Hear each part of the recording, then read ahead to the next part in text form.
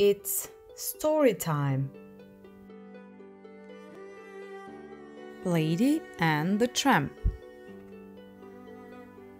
Long time ago, there lived a very beautiful cocker spaniel named Lady.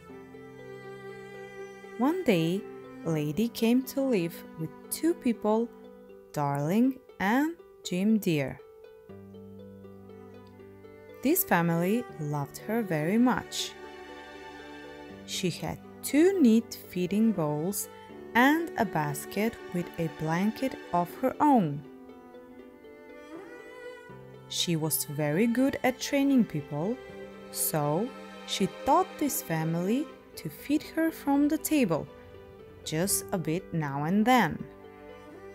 She also trained them to let her sleep at the foot of their beds.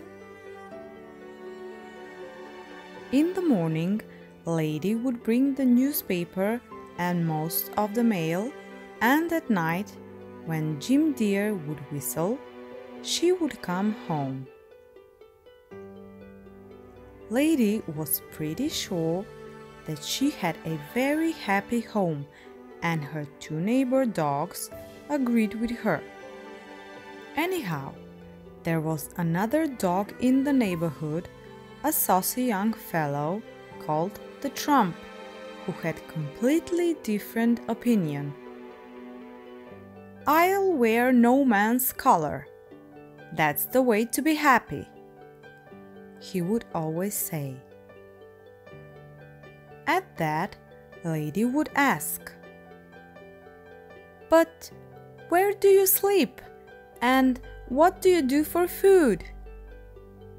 "Ah, that's easily arranged if you know your way around," said the Tramp. "As for you, my proud beauty, you'll find things very different when a baby comes to your house to stay.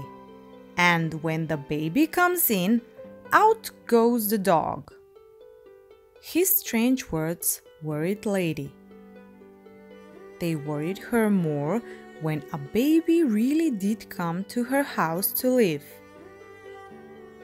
Not that Darling and Jim Deer didn't mean to be kind, but they were very busy now. And worst of all, Darling's Aunt Sarah came. "That dog," she said.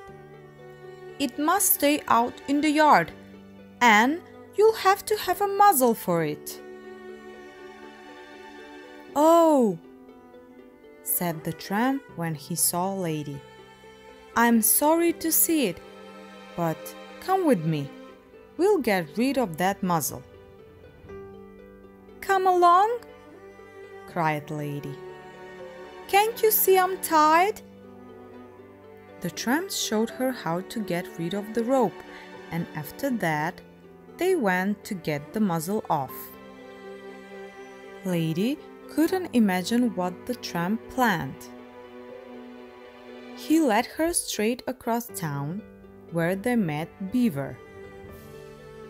"Hello, Mr. Beaver. Can you help us out?" said the Tramp. "Sure, always glad to help," said Beaver. "Miss, that's a fine muzzle you have there." "You can have it if you get it off," said the Tramp. Beaver did his job well. He took the muzzle off, and when Lady and the Tramp left after thanking him, he was already trying it on. "Now where?" said the Tramp. "The world is wide. We'll go anywhere you say."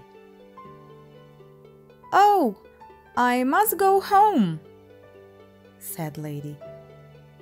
"I have to watch the house and the baby." "Home?" said the Tramp. "After what they did to you?